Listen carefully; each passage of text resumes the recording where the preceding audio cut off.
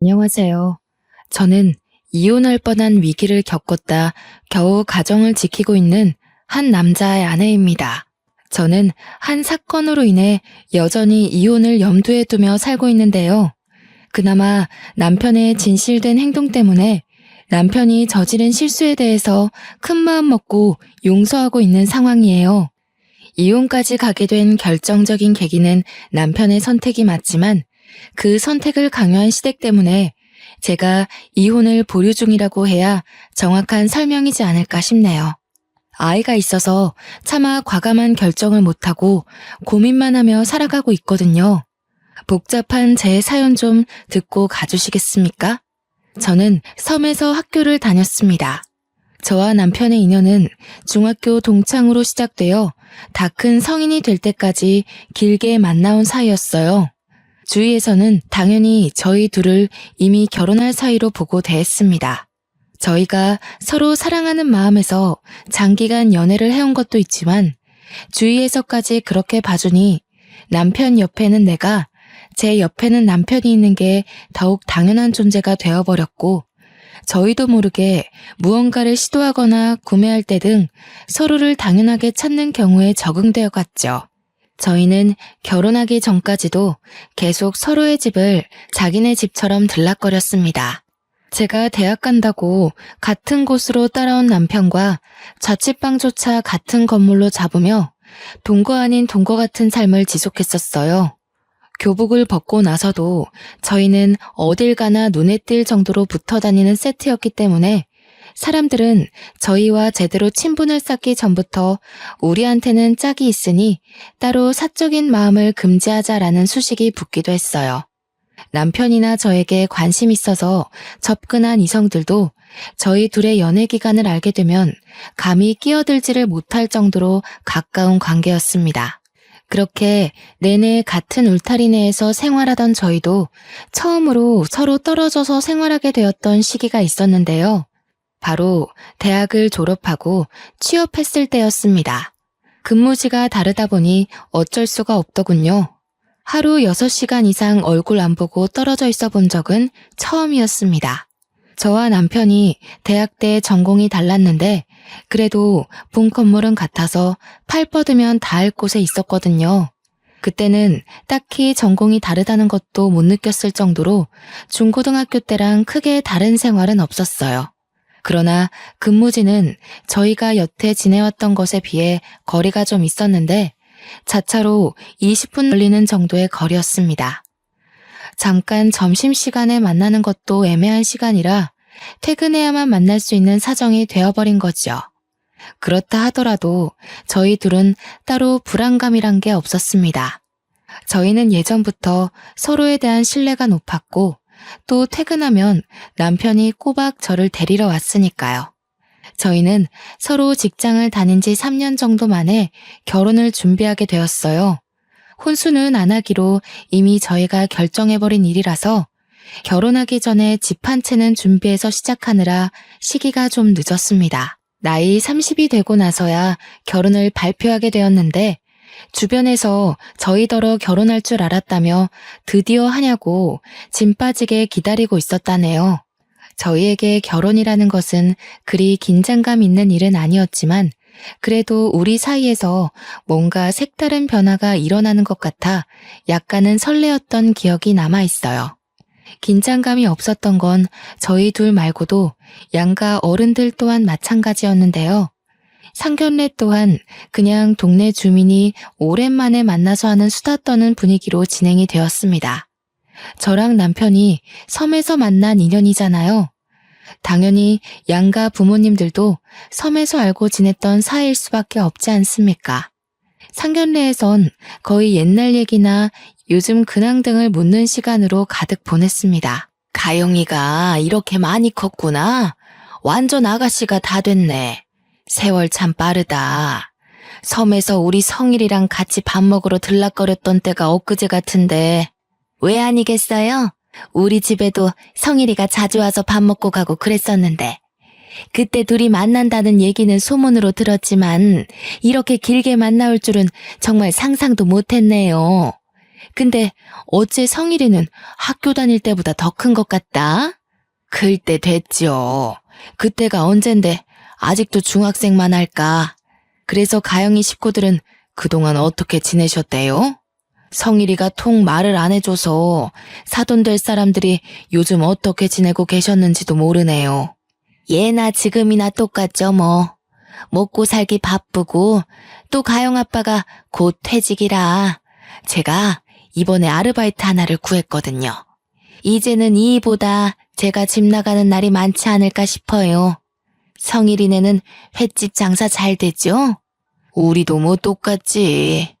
예전보다는 관광객들이 많아져서 매출이 오르긴 했는데 그것도 성수기 때나 그래. 이제 성수기도 다 갔고 그냥 뭐 문만 열어놓고 있어. 상견례 치고는 꽤 아수라장 시장통 같은 대화였던 걸로 기억합니다. 엄마는 시어머니랑 얘기하느라 바쁘고 아빠는 시아버지랑 퇴직 얘기로 근심을 나누고 저와 남편은 부모님들 대화 사이에서 추억을 회상하며 서로의 옛날 일을 놀리느라 재미를 봤죠. 상견례를 재밌다고 표현할 수 있는 며느리가 얼마나 될지는 모르겠지만 저는 그랬습니다. 시부모 될 사람들도 중학교 때부터 알고 지냈던지라 잘 보이고자 아부떨 만한 것이 크게 없었거든요. 모두가 이미 안면 튼 사이였기 때문에 저는 솔직히 다른 며느리들보다 편한 출발점에서 시작한다고 생각했어요. 그런데 역시 며느리란 존재는 시부모와 갈등이 생길 수밖에 없도록 만들어졌나 봅니다. 어디서 며느리 사랑은 시아버지라고 들은 적이 있는데 그것도 제게는 해당 사항이 없나 봅니다. 유리한 출발선에 섰다고 생각했더니 완전 거꾸로 주행하게 됐지 뭡니까? 상견례 때까지만 해도 분위기가 좋아서 잊고 있었던 사실이 하나 있는데요. 시댁에서 저와 남편의 연애 관계를 처음 알았을 때 저를 좀 못마땅해 했다고 들었습니다. 섬 동네라도 학부모 모임 때문에 어른들끼리 모이기도 하는데 거기서 선생님을 통해서 저희 관계가 동네방네 발설된 거였거든요. 남편이 저를 먼저 좋아했고 졸졸 따라다녀서 시작된 만남이었어요. 그 얘기를 듣고 시모가 자기 아들이 그랬을 리가 없다면서 부정을 했다고 엄마한테 들은 적이 있습니다. 엄마도 당시에는 시모가 은근히 부정하는 말에서 기분이 상했다고도 했어요. 저는 그리 특출나게 예쁜 것도 아니었고 공부도 평범했고 게다가 우리 집안 형편 또한 그냥 남들 하고 사는 만큼 정도였는데요. 그 말은 적당한 대출까지 있었다는 뜻입니다. 누구한테 내세울 만큼 자랑할 형편이 아니었다고 솔직하게 말씀드릴게요. 반면 남편 집안은 옛날부터 달랐어요. 남편은 섬에서 횟집을 하는 주인의 아들이었고 중학교 선생님들 사이에서도 유명했습니다. 장난삼아 불리는 별명이 돈 많은 장사집 도련님이었으니 말 다 한 거 아니겠습니까? 그 횟집이 인기 좋아서 제법 매상이 높은 가게였거든요. 작은 섬에서 횟집이라곤 그곳밖에 없으니 매상이 좋을 수밖에 없기도 했죠. 게다가 남편은 시댁집에서 아주 귀한 대접을 받는 3대 독자였어요. 그렇다 보니 시댁에서는 제가 자기 아들 짝으로 있기에 상대적으로 별 볼 일 없어 보였을 겁니다. 저같이 평범한 여자에게 주기 아까웠겠죠. 그래도 당시의 시모는 그저 중학생 애들이 호기심에 가볍게 만나보는 거 생각하고 그냥 내버려뒀던 것 같아요. 시댁이 우리가 생각보다 길게 만남을 이어오고 있다는 걸 아셨을 때는 바로 대학 때였는데요. 남편 자취방을 계약하다가 시모와 제가 마주치게 됨으로써 저희는 당시까지 쭉 연인 사이를 이어왔다고 밝혔습니다. 남편이 자기 가족한테 사생활을 알리는 타입이 아니라서 저와의 관계도 딱히 말씀드리지 않았나 봐요. 그때 시부모가 상당히 당황하는 모습을 보이셨던 걸로 기억합니다. 남들이 저희를 당연하게 생각하는 것처럼 시댁도 저희가 그만큼 길게 이어온 관계를 감히 손대지 못하고 결국 결혼을 수긍하는 쪽으로 체념한 게 아닌가 싶습니다. 어떤 모양으로 이루어졌건 저희 둘의 결혼은 방지턱 하나 없이 무난히 통과되었고요. 신혼여행을 다녀오고 나서 금방 일상으로 복귀를 했습니다. 결혼 전부터 서로의 집에 너무 들락날락했던지라 딱히 동거를 하게 되었다는 특별한 느낌 같은 건 따로 없었어요. 서로에게 그만큼 당연한 존재였으니까요. 그렇게 기혼녀가 된 지 2년 차를 넘겼을 때쯤이었습니다. 뱃속에는 아이가 자리 잡았는데요. 인생에서 정말 중요한 시점이라고 생각했던 때에 하필 남편이 일을 그만두고 시댁 횟집을 물려받겠다는 소리를 하지 뭡니까? 나도 자기만 두고 가는 거 걱정돼.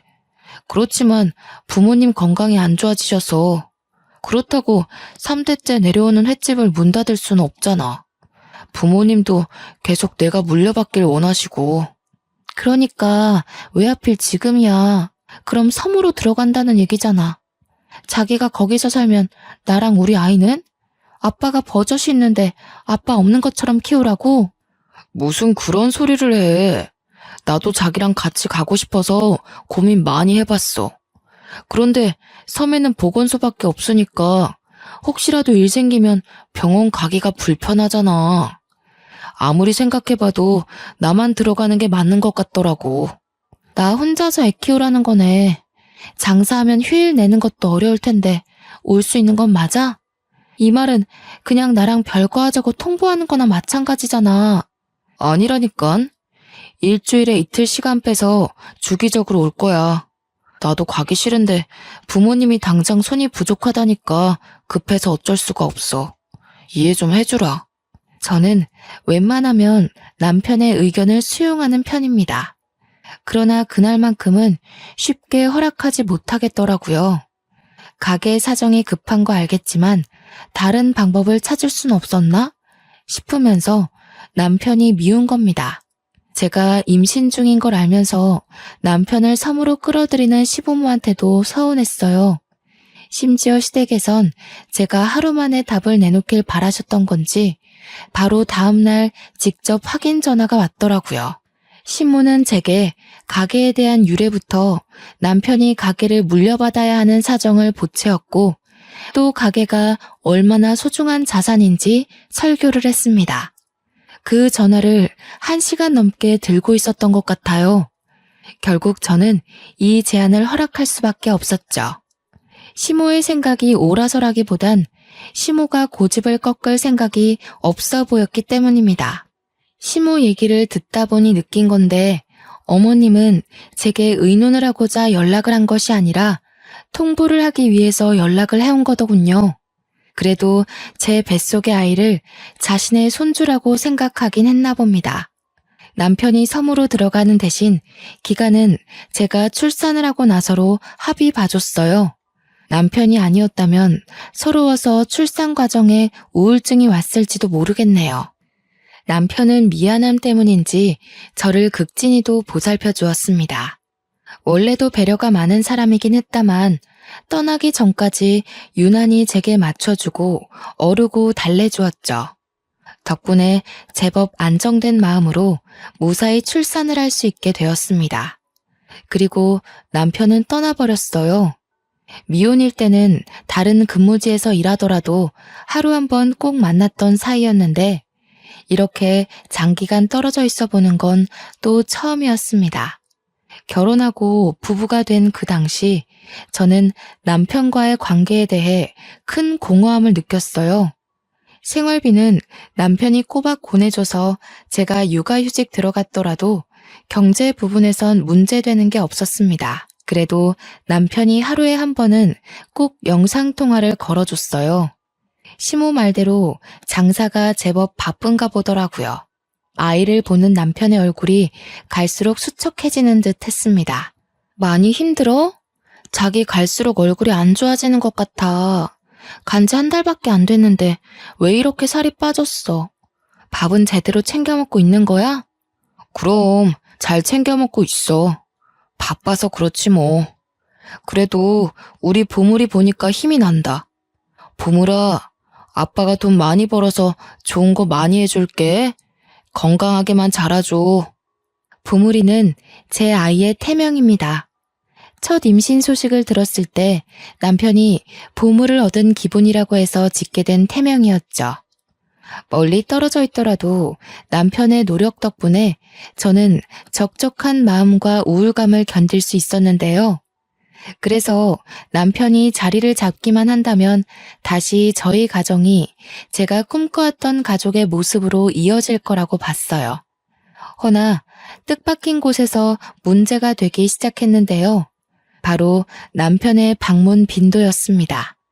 한 1년까지는 남편이 약속했던 대로 꼬박꼬박 집에 왔거든요. 그러나 아이가 2발로 걷기 시작할 무렵부터는 다음 주에 갈게. 미안해. 장사가 너무 바빠서. 지금 성수기잖아. 이 같은 소리를 꼭 입버릇처럼 하며 집에 오는 발길이 점점 줄어들었죠. 작년에는 성수기 없었어? 작년이랑 올해랑 당신 태도가 너무 다르잖아. 나 서운해지려고 그래. 당신 바빠서 재촉하고 싶지 않은데 애한테는 지금 되게 중요한 시기야. 의사도 부모랑 상호 신뢰관계가 중요하다고 그랬어. 정말 미안해. 나도 최대한 시간 빼서 가보려고 하는데 부모님만 두고 일 빼기엔 그만한 여유가 안 돼. 자기가 이해 좀 해줘. 우리 태욱이 키우려면 돈 많이 모아야 되니까. 벌써 2달째야. 이러다 얼굴 까먹겠네. 태욱이가 아빠 있는지도 모르고 크겠어. 다음 주에는 꼭 오는 거지? 나 저녁거리 사놓고 기다린다. 오, 알겠어. 다음 주에는 꼭 가. 미안해. 내가 내일 또 연락할게. 바빠서 끊어야겠다. 엄마가 또 부르네. 그렇게 다음 주가 되었으나 남편은 오지 않았습니다. 2-3번은 바빠서 그렇다고 100번 양보해 줄 수 있었지만 당시에는 3달째 넘어가는 날짜였어요. 더 이상은 바빠서라는 이유만으로 눈 감아주는 게 어렵더라고요. 예전까지만 해도 해명으로 들리던 남편의 말이 이젠 거짓말로 의심까지 되었습니다. 이대로 있다간 제가 의부증이라도 걸릴 것 같아서 저는 결국 섬에 한번 찾아가 보기로 큰 결심 먹었죠. 아이를 안고서 배를 타고 1시간이나 걸리는 섬으로 들어갔습니다. 근 20년 만에 오는 고향이었어요. 남편 횟집은 바닷가를 끼고 있는 위치에 있는데요. 섬이 제주도처럼 큰 게 아니다 보니까 선착장에 내리면 저 멀리 남편의 횟집이 바로 보이거든요. 그런데 저는 그곳을 보고서 제 눈을 여러 번 의심했지 뭡니까? 횟집까지 가까이 다가가는 내내 온갖 생각이 머릿속에서 휘몰아쳤지만 그래도 남편을 믿고자 직접 2눈으로 목격하기 전까진 오해를 하지 않으려고 했어요. 그러나 제가 가게 앞에 도착했을 때 저는 그동안의 남편 행실에 대해 전부 의심을 하게 되었어요. 가게에는 손님이 줄을 서기는커녕 아예 임대로 건물을 내놓은 상태였습니다. 문 앞에 멍하니 서서 하얀 종이 위에 까만 글씨를 한참이나 쳐다봤는데요. 그때 옆에서 작은 슈퍼하던 아줌마가 나와 보더니 저를 발견하곤 말을 걸어왔습니다. 그 횟집 안 하는데? 오래전에 다른 곳으로 이전했어요. 들어오는 사람이 적다 보니까 횟집이 있어도 장사가 영 그랬지 뭐. 저기 한참 위쪽으로 올라간다고 그랬던 것 같은데. 슈퍼 아줌마는 제가 중학교 때 빵 사 먹으러 자주 들리면서 봤던 주인 아줌마였어요. 여태 일을 하고 계셨는지 몰랐는데 워낙 여전하셔서 간만에 봐도 알아보겠더라고요.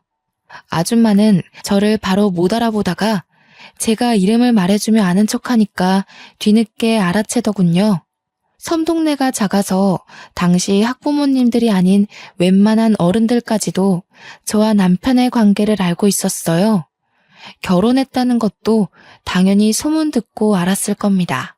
그때는 시부모가 섬에서 장사를 하고 계셨기 때문에 섬 드릴 청첩장을 시댁 쪽에서 전부 돌리기로 했거든요. 아이고, 가영이 네가 애를 낳았구나. 어머나 세상에 예쁘기도 하지. 한번 안아봐도 되겠니? 어쩜 이렇게 토실토실 예쁘게도 생겼나 몰라. 저도 아줌마가 반가웠던지라 흔쾌히 아이를 넘겼고 잠깐 제 사정을 뒤로한 채 한참이나 아줌마의 근황을 여쭙고 대화를 나눴습니다. 그러다 자연스레 물꼬를 터서 다시 횟집 이야기까지 돌아오게 되었는데요. 저는 그 기회를 틈타 횟집 사정을 제대로 묻게 되었죠. 성일이 집 가게 안 한 지 많이 오래됐어요? 제가 들은 얘기가 없어요. 어머님한테 듣기로는 이 섬에 관광객이 더 늘었다고 하던데요. 제가 묻고자 하는 의도는 다른 부분이었는데 정작 아줌마는 엉뚱한 곳에서 고개를 기울지 뭡니까? 제 질문에 어리둥절해하면서 지금 성일이 엄마를 두고 어머님이라고 한 거냐고 묻는 거 아니겠어요? 잠깐만, 설마 이 아이가 저 횟집 핏줄이니? 성일이랑 너 계속 만나고 있었던 거야? 고등학교 나가면서 헤어진 줄 알았는데 아니었어? 네? 그럴 리가요.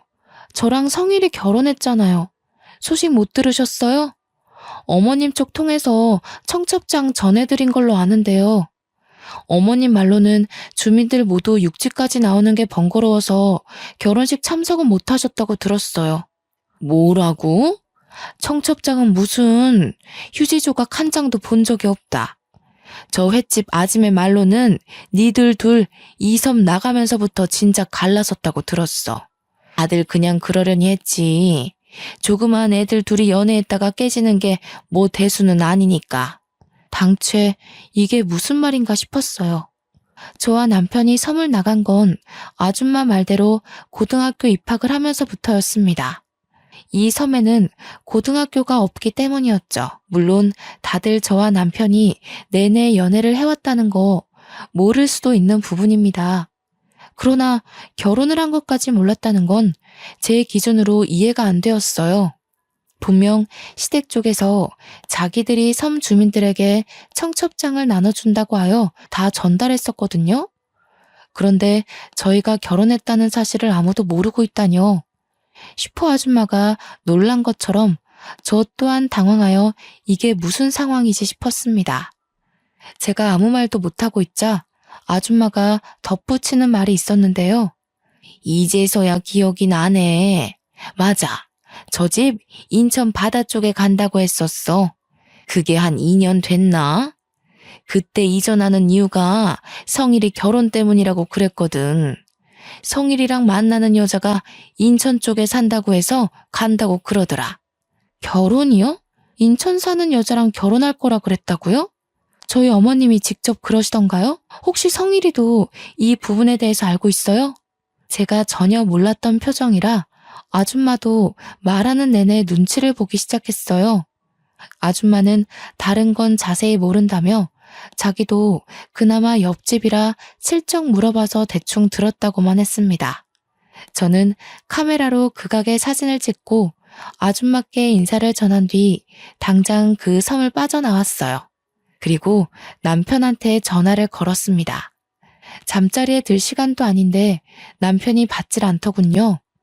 무슨 생각이었는지 모르겠지만 저도 그때 제정신이 아니었던 듯해요. 무작정 섬을 나오고 나서 바로 인천 가는 버스를 탔는데 아이 생각을 못하는 바람에 중간에 내려서 아이 먹을 식품을 구매하고 다시 버스를 탔던 기억이 납니다. 그리고 저는 계속해서 전화를 안 받는 남편한테 문자를 남겼습니다. 나 인천이라고. 그랬더니 남편한테서 한 30분 뒤에 전화가 오는 거 아니겠습니까? 너무 서글픈 거 있죠? 내내 연락 안 되던 사람이 그 문자 하나로 이렇게 전화가 오는 거면 제가 의심하고 있는 모든 것이 들어맞는 꼴이잖아요. 인천이라니? 장난치는 건 아닐 테고. 아무런 연고도 없는데 뜬금없이 거긴 왜 갔어? 태우기는? 설마 이 늦은 시간에 태우기까지 데리고 간 건 아니지? 맞아. 태욱이랑 같이 왔어. 아무런 연고가 없기는. 나 여기 당신 보러 왔는데? 당신이 너무 바빠서 나한테 가게 이전했다는 말도 안 한 것 같길래 직접 찾아왔어. 옆에 어머님 아버님도 계시지? 무슨 소리야. 나를 찾는다면서 왜 인천으로 가? 이상한 소리 말고 얼른 집에 가. 그러다 태욱이 감기라도 걸리면 어떡해. 당신은 정말 끝까지 나한테 말해줄 생각이 없었구나. 내가 이렇게까지 하면 솔직하게 말해줄 거라고 생각했는데 결국 비참한 꼴을 밝혀야 되겠어? 저는 남편에게 섬에서 임대로 내놓은 가게 사진을 전송했습니다. 남편이 당황했는지 당장 수화기 너머로 돌아오는 답변이 없었어요. 몇 분을 정적이 오간 후 남편이 제 위치를 묻더니 당장 차를 끌고 터미널로 데리러 오더군요. 남편이 정말로 인천에서 나타나자 저는 두 번의 절망을 하고 말았습니다. 결혼할 여자가 인천 사람이라 인천으로 가게를 이전했다는 그 말, 정말 그 슈퍼 아줌마가 해준 말이 진실이라는 거잖아요. 제게 허겁지겁 뛰어오는 남편을 보자마자 저는 싸대기를 날려버렸습니다. 네가 어떻게 이럴 수가 있어? 너는 안 그럴 줄 알았어. 20년을 만났는데 내가 아는 너는 다른 남자랑 다를 줄 알았다고. 결국 너도 바람이었니? 언제부터였어? 어머님이 내가 마음에 안 드니까 기어코 새 며느리라도 들이신 거야? 아니 가영아, 내 말 좀 들어봐. 오해야. 네가 어디서 뭘 들었는지 모르겠는데 다 오해야. 내가 설명할 테니까 우선 차에 타자. 너 추워서 얼굴도 빨개졌네. 태우기도 이러다 감기 걸려. 가증스러워. 오해는 무슨 오해? 네가 인천에 있으면서도 나한테 입 번긋 안 한 것 자체부터가 다 진실이잖아. 내가 어디까지 확인해야 모든 걸 말해줄래? 정말 갈 때까지 가보자는 거야? 가영아, 네가 오해할 만하다는 거 알아. 그렇지만 정말 오해가 맞아. 일단 여기서 이러지 말고 추우니까 방부터 잡자. 네가 묻는 거 하나도 빠짐없이 다 말해줄게. 이혼해. 너랑 만나온 기간이 아깝다고 내 아이 아빠 없는 자식으로 클지 모른다고 해서 지옥이 불보듯 뻔한 이 길을 가고 싶지 않아. 나 벌써부터 지치거든? 그만 조용히 갈라서자. 뭐라고? 무슨 이혼이야. 우리가 왜 이혼을 해? 네가 생각하는 그런 거 아니라니까. 그래, 네가 내 말 들을 준비가 안 된 것 같으니까 그냥 보여줄게. 갈 때까지 가야만 네 소가리가 풀린다면 내가 그렇게 해줄 테니까 가게 가보자. 남편은 오히려 적반하장으로 나왔습니다. 아니긴 뭐가 아니라는 건지 왜 저보다 더 억울해하는지 모르겠네요. 그러면서 남편은 여기서 그만하고 갈라서기엔 억울해 미치겠으니 제가 납득할 수 있도록 다 보여주겠다는 겁니다. 그때만 해도 저는 남편에게 서운한 감정밖에 없었습니다. 이미 들통나버린 거 차라리 무릎 꿇고 싹싹 빌기라도 할 것이지 끝까지 변명만 하는 모습에 정말 실망하고 말았죠. 갈 때까지 가보자는 남편의 완강한 의사 표현 때문에 저도 인천까지 온 김에 시부모의 뻔뻔한 해명이라도 들어봐야겠다고 생각했어요. 그렇게 고민하다가 결국 저는 남편을 따라 인천 바다 쪽으로 향했죠. 그곳엔 정말 시댁에서 운영 중인 횟집이 있었고 입구 앞까지 다가가자 입구 쪽 카운터에 웬 배부른 여자 하나가 있었습니다. 그 여자는 카운터에서 계산을 도맡고 있었어요. 그 순간 든 생각이 뭔 줄 아세요? 저 여자 뱃속의 아이가 제 남편과 관련이 있을 것만 같더라고요. 뻔한 현실을 마주하기가 덜컥 두려웠던 저는 더 들어가지 못하고 품에 안은 아기만 꼭 안으며 멈춰섰습니다. 그랬더니 남편이 제 아들을 대신 안아주면서 저를 붙잡고 다시 가게 안으로 인도를 해주었죠. 시모는 제가 손님인 줄 알고 인사를 하다가도 저인 걸 확인하자마자 들고 있던 물병 쟁반을 놓쳤어요. 몇 없는 손님들이 놀라서 시선이 집중되더군요. 가영이 네가 여기로 어떻게... 성일이 이 자식이 네가 기어코 며느리를 끌고 온 거냐? 엄마가 상황 정리될 때까지 기다리라고 했지? 어머님, 저를 앞에 두고도 그런 말씀을 하시는 거세요? 어머님께서 어떻게 이러실 수가 있어요. 제가 그렇게 마음에 안 드셨으면 진작에 이 결혼 반대하셨어야죠. 조용히 못해? 어디 남의 장사집에 와서 행패니? 남들 보기에 불성사납다. 장사 끝나고 얘기하게 저기 뒷방에 들어가 있어라. 미진아, 너도 오늘은 그만하고 퇴근해봐. 애 건강에 안 좋을라. 아니에요, 어머님. 곧 마감인걸요. 저는 괜찮으니까 마감까지 마치고 갈게요.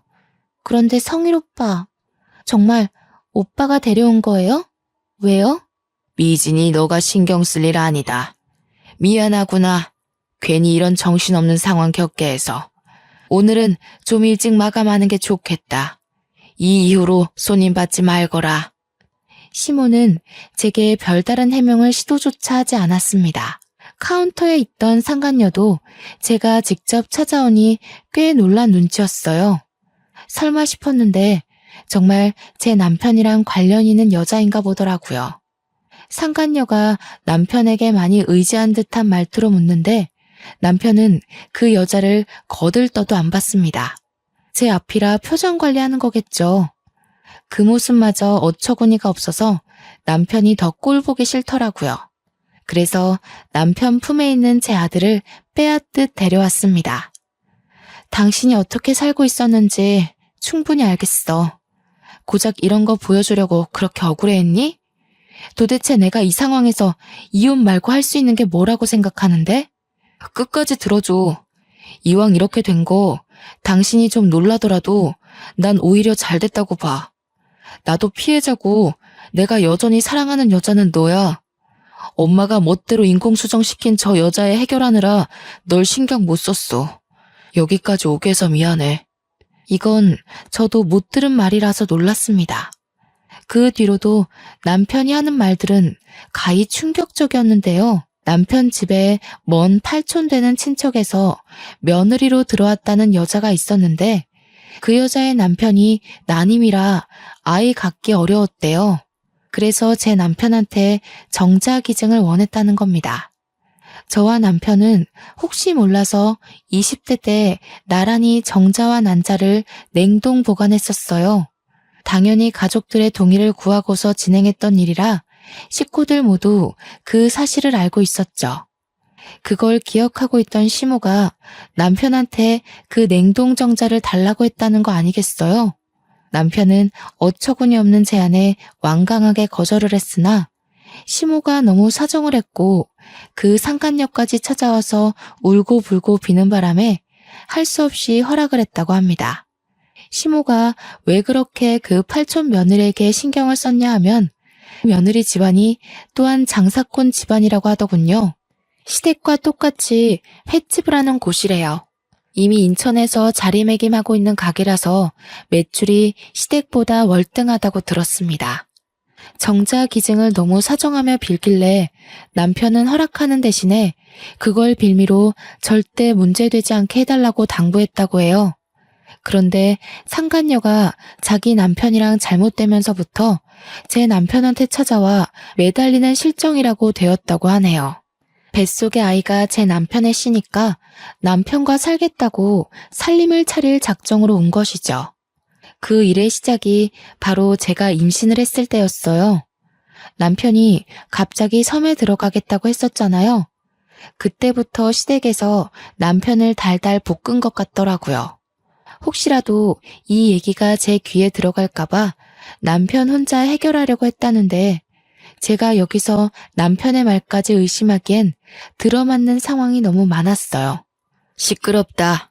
네가 생각 없이 결혼만 안 했어도 이 사단까진 안 났을 거 아니냐.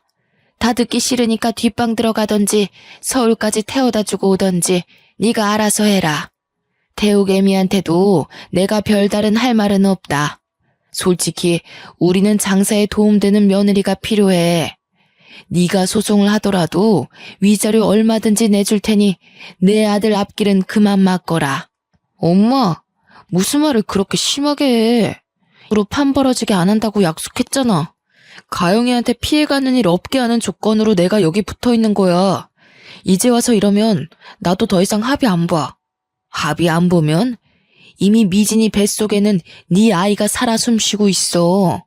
저 가여운 애를 아빠 없는 자식으로 만들 셈이니? 그놈의 애정 타령은 어릴 때나 했던 걸로 충분하다. 누가 네 미래에 도움될 배우자인지 똑똑히 생각해. 못 들어주겠네요. 듣기 거북해서 더는 이 자리에 있고 싶지도 않아요. 제 눈에는 둘 다 용서할 수 없는 건 똑같거든요. 그걸 달라고 사정하는 어머님이나 달라고 한다고 끝내 허락해주신이나 똑같아. 뭐야? 조조 말하는 꼬락서니 좀 봐라. 젊은 여자 입에서 저런 망측한 소리가 나오니 애가 뭘 보고 배우겠어?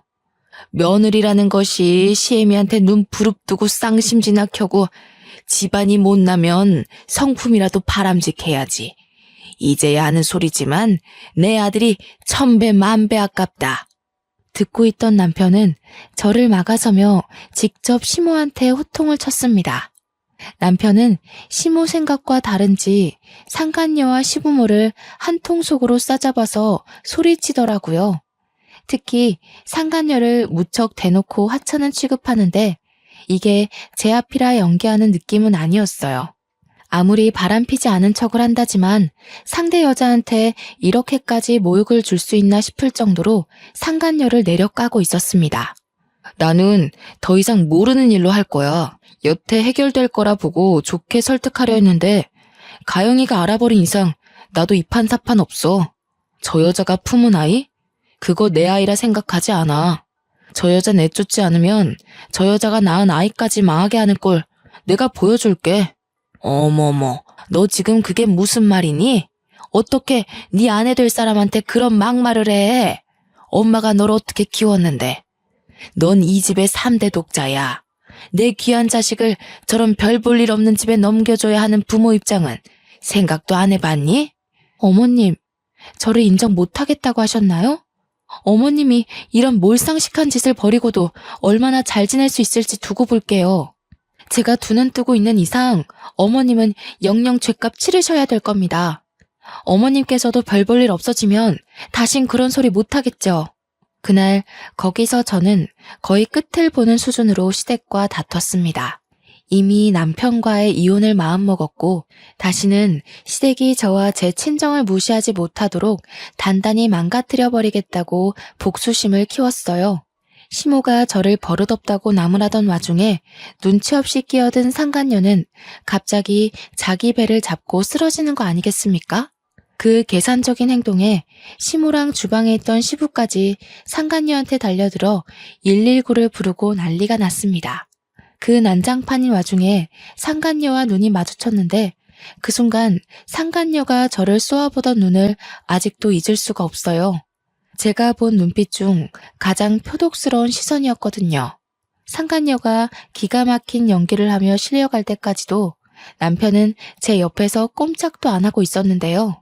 그저 우리 아들이 오니까 달래주기만 할 뿐이었습니다. 오히려 제가 남편의 눈치를 좀 봤었네요. 성일아, 뭐하니? 네가 보호자로서 같이 가줘야 될 거 아니야. 미진이 죽는다. 얼른 뛰어오지 못해? 그 여자 그러는 거 한두 번이야. 그리고 데려온 사람이 보호자여야지 누굴 떠밀어. 나는 가영이 데리고 서울 갈 테니까 다신 그 여자 일에 나 끼워넣지 마. 그 여자랑 혼인관계도 아니고 가영이가 소송한다면 흔쾌히 도울 거야. 엄마 아빠가 저지른 일 나한테 떠넘기지 말고 알아서들 처리해. 듣고 보니 남편이 제게 억울하다고 했던 그 마음이 진심이더군요. 상간녀를 따라 병원을 간 사람은 결국 시모였고 손님 때문에 자리를 뜨지 못한 시부만이 다시 가게 안으로 들어왔습니다. 그런데 화가 난 채로 들어온 시부가 다짜고짜 남편의 싸다구를 때리는 게 아닙니까? 무책임한 놈. 내가 널 이렇게 키운 거니까 천벌을 받아 마땅하지. 어차피 천벌 같은 거 훈육이라 생각하고 몇 대 더 맞아라. 손님들도 와서 시부를 말릴 정도로 시부는 남편에게 손찌검을 서슴지 않았습니다. 저는 안고 있던 아이를 내려놓고 급하게 남편을 막아섰죠. 왜 이러세요, 아버님? 아버님도 그러시는 거 아니에요. 법으로 따진다면 아버님 지금 범죄자세요. 그렇게 아낀다는 아들까지 손수 그렇게 만드신 거라고요. 뭐가 떳떳해서 자식한테 손찌검을 하세요? 제가 이혼해주길 원하셨어요? 네, 소송해드릴게요. 그 결과를 모르고 버린 일은 아닐 테니까요. 시부가 억누른 감정을 못 참고 제게도 손찌검을 하려는 걸 손님들 덕분에 차마 닫진 못하고 있었는데요. 그때 남편이 그대로 시부를 밀어버렸습니다. 남편의 힘에 시부 옆에 붙어있던 손님들까지 휘청거리며 넘어졌고요. 그러더니 남편은 저더러 무슨 이혼이냐고 자기는 절대 이혼할 수 없다면서 저한테 사정하기 시작하더라고요. 자기가 정자기증을 허락하는 바람에 이사단이 났지만 이혼만큼은 못한다고 나 없이 못 산다고 싹싹 비는데 제 마음이 줏대 없이 흔들리지 뭡니까? 그럼 당신 부모님이랑 연 끊을 수 있어? 나는 이제 당신 부모님 모시고 살 생각 추호도 없어. 그런데 당신이 부모님과의 연을 못 놓겠다면 난 당신 보고 못 살아. 차라리 당신이랑 좋았던 기억만 가지고 평생을 그리워하는 편이 나아. 저는 나름 최후의 수단이라고 생각하며 말했는데 남편은 눈물까지 보이면서 제게 넙죽 엎드렸습니다. 그러면서 당장 시부모와 연 끊을 수 있다고 자신도 이번 기회에 부모님께 많이 실망했다고 하더군요. 남편이 3대 독자이기 때문에 집에서 굉장히 중요한 존재인데 남편의 그런 발언은 듣고 있던 시부의 분노를 다시 돋우기에 충분했습니다. 제정신이냐? 고작 저런 여자 때문에 감히 천륜을 끊으려고 해? 해도 될 소리가 있고 안 될 소리가 있는 거야. 어디서 정신 빼고 그런 소리를 해? 나도 내 주체적으로 살 거야. 아빠 엄마 놀이개짓 하는 건 결혼 전까지만 해도 충분했어. 아빠가 아빠 가정 지키는 것처럼 나도 내 가정 지켜야 하는 가장으로서 경고하는 거야. 다시는 말도 안 되는 일 꾸며서 내 가족 괴롭히지 마. 이젠 부모라도 가만 안 있어. 남편은 그대로 저와 아들을 데리고 가게를 빠져나왔습니다. 이젠 시부가 제게도 욕을 서슴지 않고 발설했는데요. 가게 앞에 화분을 발로 차 넘어뜨리면서 그 욕은 다시 남편에게로 향했습니다. 그렇게 시댁과의 인연은 정말 끊어졌어요. 그날 이후로 본 적이 없습니다. 남편과 집으로 돌아가서 소송 준비를 같이 했는데 저는 솔직히 그때까지도 남편을 향한 의심을 놓지 못했습니다. 다른 여자 품에 남편의 씨가 있는 걸 두 눈으로 똑똑히 봤기에 남편이 현재 제 곁에 있다고 하더라도 안심이 안 되더라고요. 제가 이혼을 계속 염두에 두고 있다는 걸 남편도 알고 있었습니다. 그래서 남편은 하루에 한 번씩 자기 전 제게 사죄를 해요. 또 남편은 정말 시댁과 연을 끊었는데요. 시댁이 찾아올 수 없도록 이사까지 준비를 하더군요. 그러면서 자신의 실수가 맞다고 매일같이 자책하며 반성하는 태도를 보이고 있어요. 그렇기 때문에 현재까지 더는 의심 사는 행동을 하진 않습니다. 예전 연애 때처럼 제 옆에 딱 붙어서 자신의 일거수일투족을 알아서 보여주고 있죠. 그런 과정에서 손수 시댁과 상간녀를 고소하는 남편을 보며 저는 아직 이혼을 보류 중에 있네요. 남편이 다시 제가 알던 그의 모습으로 돌아온 것 같거든요. 이건 좀 나중에 듣게 된 사실인데 시댁에선 그 상간녀를 어쩌지 못해 거두었다고 하더라고요. 혹여나 그 여자 배에서 태어나는 남편의 씨가 아들은 아닐까 하며 지켜봤다고 합니다. 그러나 딸인 걸 알고 바로 내쫓았대요. 그 때문인지 시모한테서 가끔 문자가 오는데 역시 아들 씨가 아까운 집이라 그런지 제 아들을 탐내면서 그제야 슬슬 꼬리 내리는 거 아니겠어요? 문자 내용 보니까 소송 비용을 대느라 인천의 가게 문도 닫은 것 같았어요. 또다시 섬으로 들어간다는 소식을 전해왔습니다. 제가 남편한테 그 문자를 보여줬더니 남편이 저더러 시달리게 해서 미안하다고 당장 번호 바꾸자고 하대요. 그래서 번호까지 바꾸는 바람에 시댁 소식을 못 들은 지는 벌써 반개월이 지났습니다.